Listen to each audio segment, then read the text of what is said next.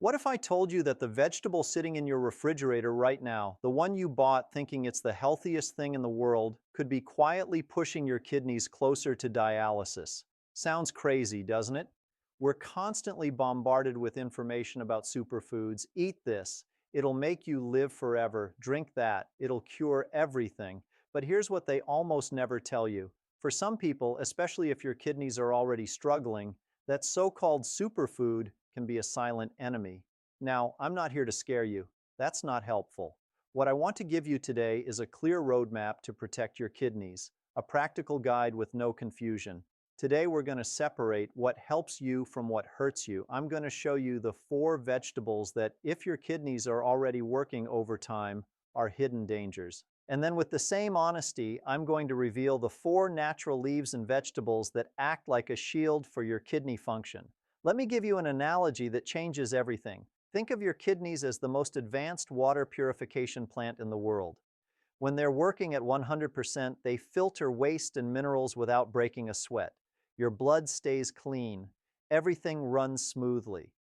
But what happens when that plant starts working at only 60% or 40%? Here's the scary part. Chronic kidney disease is sneaky at first. You can lose a huge chunk of your kidney function without a single symptom. Not one. You feel fine. Meanwhile, inside the damage is building. When that purification plant slows down, it can't handle the same workload anymore. Minerals that used to pass through easily, like potassium or compounds like oxalates, suddenly become trash that the plant can't process. They pile up and they cause serious damage. Too much potassium can trigger dangerous heart arrhythmias. Your heart literally starts beating irregularly, and that can be deadly. Oxalates form crystals like tiny shards of glass grinding through the microscopic tubes in your kidneys. They block things up. They tear things up. They make everything worse. So the knowledge you're about to get today gives you control. Control over your health from the most basic place, your plate. This isn't about never eating vegetables again. It's about choosing intelligently. It's about knowing what you're asking your kidneys to handle with every single bite. Stay with me because this information could change the direction of your kidney health. But first, we need to talk about the dangers. We need to unmask the hidden enemies. Now, before we start, the most important thing I can say is this. Listen carefully. These vegetables are not poison for a healthy person. They're incredibly nutritious. The problem isn't the vegetable itself. The problem is a weakened kidney's reduced ability to process what these vegetables contain in high concentrations. For a kidney that's already struggling, these vegetables are an overload. They're extra work that it can't handle, and over time that accelerates the damage. So for someone with chronic kidney disease, knowing this list is fundamental. Starting at number 4, and this is maybe the trickiest one because it's everywhere, we have concentrated tomato. I'm not talking about a fresh tomato. I'm talking about tomato sauce, tomato paste, and ketchup. A fresh tomato in moderation might be okay. The problem is concentration. To make 1 can of tomato sauce, you need a lot of tomatoes. When you remove the water, the minerals concentrate brutally, and tomatoes are rich in potassium. Here's the number. 1 single cup of tomato sauce can have over 900 milliliters of potassium. That's almost as much as 2 cups of spinach. Think about how many dishes use tomato sauce. Pasta, pizza, stews, rice dishes. It sneaks into your diet without you even realizing the hit your kidneys are taking. Plus, tomatoes also have a fair amount of oxalates. This is the silent danger I was talking about. Someone might avoid French fries because of potassium, but then they eat a big plate of pasta with tomato sauce thinking it's healthy. They have no idea they're consuming just as much potassium, maybe more. You might have spaghetti night once a week. Seems normal, doesn't it? A nice Italian meal. But what if every time you ate that you were giving your already tired kidneys a workload they can barely handle? Makes you think differently about that plate of pasta. Moving up to number 3, we have a vegetable hiding behind its reputation as a blood purifier. Beets or Ramallah betabel. The deep color screams antioxidants. And yes, beets do have them. But for a weakened kidney, you need to handle this one with extreme caution. Beets are a significant source of potassium. 1 cup of cooked beets can exceed 500 milligrams of potassium. Again, that's a number that tips the scale. And drinking beet juice, which is so trendy right now, is even worse. It concentrates the potassium from several beets into one glass. It's a potassium bomb. On top of potassium, beets are also on the list of vegetables with notable oxalate content. It's not as high as spinach, but it's enough to contribute to the risk of crystal formation if you eat it often. The problem with beets is that their benefits for healthy people get advertised everywhere, but their risks for the kidney population get ignored. It's the perfect example of how general health advice can be harmful to a specific group. Maybe you've been drinking beet juice because you heard it's good for blood pressure. You're trying to be healthy, but your kidneys are struggling and every sip is adding to their burden. That's the kind of thing nobody warns you about. Now we're at number 2, and this one is a close relative of spinach. It shares the same dangers, Swiss chard or Aquila. People often think it's an alternative to spinach, but for your kidneys, they're dangerous twins. Swiss chard is also loaded with potassium, providing between 380 and 550 milligram per 100 gram. Even though it's slightly less than spinach, it's still a very high amount. One generous serving of chard can easily put you in the danger zone. And just like its cousin, chard is extremely rich in oxalates. The levels are dangerously high, almost as much as spinach. That means it presents the same risk of forming those glass-like crystals that tear up the architecture of your kidneys. I've seen patients who, wanting to eat healthier, switched from spinach to chard without knowing they were trading one problem for an almost identical one. They think they're doing something good, but in reality, they're putting their kidneys under tremendous stress. You pick up chard at the farmer's market thinking you're making a good choice. It's fresh, it's green, it looks healthy, and for most people it is. But if your kidneys are already working at 50% capacity, that bunch of chard is asking them to do work they simply can't handle anymore. And here we are at number 1, the biggest villain of all, the one that's going to shock you the most, spinach. Spinach is the symbol of healthy food, right? Everyone thinks spinach is the ultimate health food. But for a delicate kidney, spinach is a ticking time bomb for 2 reasons: potassium and oxalates. Let's look at the numbers. A single cup of cooked spinach can exceed 800 milligrams of potassium. In some cases, it can get close to 1,500 milligrams. To put that in perspective, many kidney patients are told not to exceed 2,000 milligrams of potassium in an entire day. With 1 cup of spinach, you could have just used up more than half your daily limit. When kidneys don't eliminate potassium properly, it accumulates in your blood. That's called hypercalcemia, and it can cause anything from muscle weakness to deadly heart arrhythmias. Your heart just stops beating correctly. But that's only half the story. Spinach is also the champion of oxalates with around 780 milligrams per 100 gram. In a weak kidney, oxalates bind to calcium and form crystals. Imagine thousands of sharp crystals like ground glass passing through the microscopic tubes of your kidneys. They cause blockages, inflammation, and direct damage. Because of this double threat, potassium and oxalates through the roof. Spinach must be eliminated or limited to tiny portions, and very occasionally if your kidney function is compromised. Think about how many times you've heard, "Eat your spinach. It's so healthy." Maybe you have a spinach salad for lunch thinking you're being so good to your body, or you throw spinach into a smoothie every morning. And all that time, if your kidneys are struggling, you're actually making things worse. That's the hidden danger nobody talks about. Okay, I know that was heavy. You might be sitting there thinking, oh, well, what can I eat? If tomatoes are bad, if beets are bad, if even spinach is dangerous, what's left? And that's exactly why I wanted to show you the problems first. Because now when I show you the solutions, you're going to understand why they matter so much. You're going to see them as the lifesavers they really are. The good news, and there is very good news, is that you have powerful protectors available to you right now. 4 vegetables that are not only safe for your kidneys, they actually help protect them. They're low in potassium, low in oxalates, and they bring extra benefits that make your kidneys' job easier. So let's turn this around. Let's go from the danger zone to the safe zone. Let me introduce you to your 4 kidney heroes.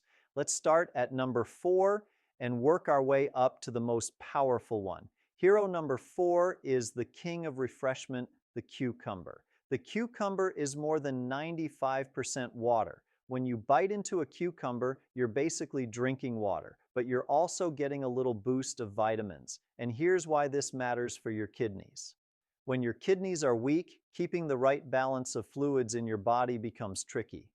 Everything is harder. Cucumber helps you stay hydrated naturally, and hydration supports your kidney's ability to filter waste without adding any extra burden. Plus, cucumber is extremely low in both potassium and sodium. That makes it completely safe. Think about it this way. Your kidneys are already working overtime. The last thing they need is more minerals to deal with. Cucumber gives them a break. It's gentle, it's hydrating, it supports the filtering process without asking for anything in return. How do you use it? Slice it thin for salads. It adds a crunch that's really satisfying. Make cucumber water. Just drop some slices and maybe some mint into a pitcher of water and put it in the fridge. It makes drinking water more appealing, or try a cucumber soup. Blend cucumber with a little olive oil, garlic, and vinegar. It's cold, refreshing, and completely safe for your kidneys. Cucumber is simple, and that's exactly its power. It hydrates, it refreshes, and it doesn't stress your kidneys at all. After everything we just talked about, doesn't it feel good to know you have something this safe and easy? Moving up to number 3, we have zucchini or calabacida. This is a true chameleon in the kitchen. It absorbs whatever flavors you give it, and I think of it as an internal rinse for your kidneys. Zucchini has almost no potassium. We're talking trace amounts, but the real magic is its water content, nearly 95%, just like cucumber. For kidneys that are struggling to filter properly, hydration is gold. Zucchini gives you water naturally, which helps dilute toxins and makes them easier to eliminate. On top of that, zucchini has very gentle fiber that's easy to digest. That takes pressure off your whole system, including your kidneys. Think of zucchini as a breath of fresh air for a system that's working too hard. And the best part, zucchini's flavor is so neutral that it picks up whatever you cook it with. You can spiralize it into noodles, what people call zoodles. Sauté them quickly with garlic and olive oil, and you've got a light alternative to pasta. Remember, we talked about tomato sauce on pasta being dangerous? Well, here's your safe pasta alternative. You can roast it in the oven with a drizzle of olive oil and some oregano until it's tender and golden, or you can grate it and mix it into omelets or vegetable soups for moisture and nutrients without changing the taste. Zucchini is the definition of a kidney-friendly food, hydrating, low in problem minerals, and incredibly versatile. You can eat it without worry. Now we're getting to number 2, and this one is vibrant and sweet, the red bell pepper. This is the antioxidant that protects your kidney cells, and it's one of the safest and most beneficial choices you can make. The main advantage, red bell peppers are extremely low in potassium, just like cucumber and zucchini. They're in the safe zone for almost any kidney patient. You can enjoy them knowing you're not overloading your filters. But that's not all. Red bell peppers are one of the richest sources of vitamin C on the planet. They beat oranges, and vitamin C is a powerful antioxidant that neutralizes free radicals. Free radicals are like little bullets flying around inside your body, hitting your cells and damaging them. In your kidneys, they damage the delicate filtering structures. Vitamin C stops those bullets before they hit their target. Red peppers also give you vitamin A and lycopene, 2 more antioxidants that fight inflammation. Inflammation is the enemy. It's what speeds up kidney damage. How do you get the most out of red peppers? Roast them. This is my favorite method. Put them in the oven or right over a flame until the skin turns black. Then put them in a covered bowl for 10 minutes and the skin peels right off. What's left is tender, smoky, sweet flesh that's absolutely incredible. Use it in strips for salads or blend it to make a sauce. And here's where this gets really good. Remember villain number 4, concentrated tomato sauce? Well, red bell peppers are your safe alternative. You can roast red peppers, peel them, and blend them with sautéed onions, garlic, a cooked carrot for sweetness, and herbs. The result is a red, vibrant, delicious sauce that's super low in potassium. It's called a no-matter sauce, a sauce without tomatoes. You can also eat them raw, cut them into sticks, and dip them in a little yogurt or hummus. just watch your portion, or saute them with onions and garlic as a base for rice dishes or stews. Including red bell peppers is a smart, proactive strategy to defend your kidneys cell by cell. You're not just avoiding danger, you're actively protecting yourself. And here we are at number one, the most powerful kidney protector of them all, cabbage or rapo. Cabbage is humble, it's cheap. A lot of people ignore it, but I call it the natural shield against kidney inflammation. And here's why it deserves the top spot. First and most important for today, cabbage is incredibly low in potassium. A whole cup of chopped cabbage has almost nothing. That means your kidneys don't have to stress to filter it. It's like handing your purification plant clean, easy material to process. Compare that to spinach, our number one villain. The difference is night and day, but cabbage's benefits go way beyond that. Cabbage is a nutritional pharmacy. It belongs to the cruciferous family famous for compounds like isothiocyanates and sulforaphane. Don't get hung up on the names, just think of them as a cleaning crew that goes into your body and calms inflammation. Kidney disease is fundamentally an inflammatory condition. Your kidneys are inflamed, stressed, struggling. These compounds help put out that internal fire. They protect the delicate structures inside your kidneys from further damage. Cabbage is also an excellent source of fiber and vitamin C. Fiber keeps your gut healthy, and that's critical. A happy gut produces fewer toxins that your kidneys would have to clean up. Vitamin C, as we talked about with red peppers, is an antioxidant that fights cellular aging and damage to your kidney filters. How do you prepare it so it actually tastes good? Forget sad boiled cabbage. Try a fresh Kleslaw, use green and purple cabbage, add a little shredded carrot in moderation, and dress it with olive oil, apple cider vinegar, and a touch of mustard. It's crunchy and refreshing. Or quickly saute it, cut it into thin strips, and cook it in a pan with olive oil, garlic, and cumin. In just a few minutes, you've got a delicious side dish with a slightly sweet flavor. Remember villain number two, Swiss chard? People saute that thinking it's healthy. Well, here's your safe alternative, saute cabbage instead. Same cooking method, same texture when it's done, but without the danger. You can also steam it lightly and add it to low-sodium soups near the end so it keeps its texture. Cabbage isn't just a cheap filler. It's a powerful therapeutic tool that everyone can afford. It's safe, it's protective, and it's available everywhere. That's why it's number one. That's why it's your champion. Let's do a quick recap so everything is crystal clear in your mind. On the villain side, the ones damaging your kidneys. Counting down, we had concentrated tomato at 4, beets at 3, Swiss chard at 2, and spinach, the biggest threat, at number 1.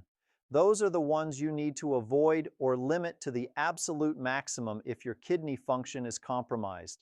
On the hero side, your protectors.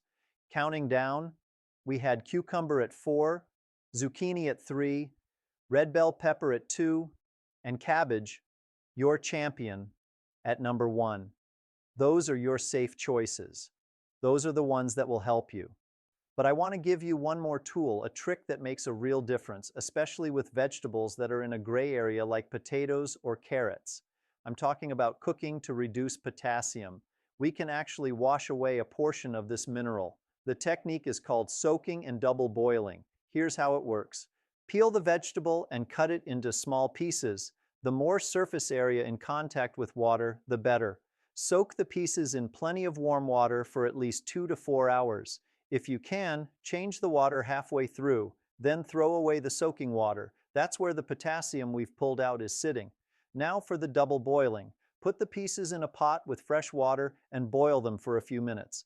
Throw away that water again and add clean water again to finish cooking them. This process can reduce the potassium in a vegetable by up to 50%. It's a little labor-intensive, yes, but it's effective and it lets you include more variety in your diet safely. And of course, don't forget the other pillars. Reduce salt and processed foods.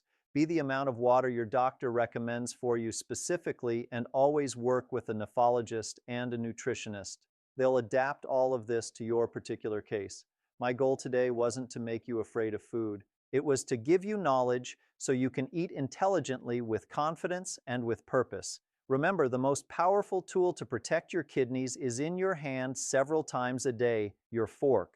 Don't underestimate the giant impact these daily choices have.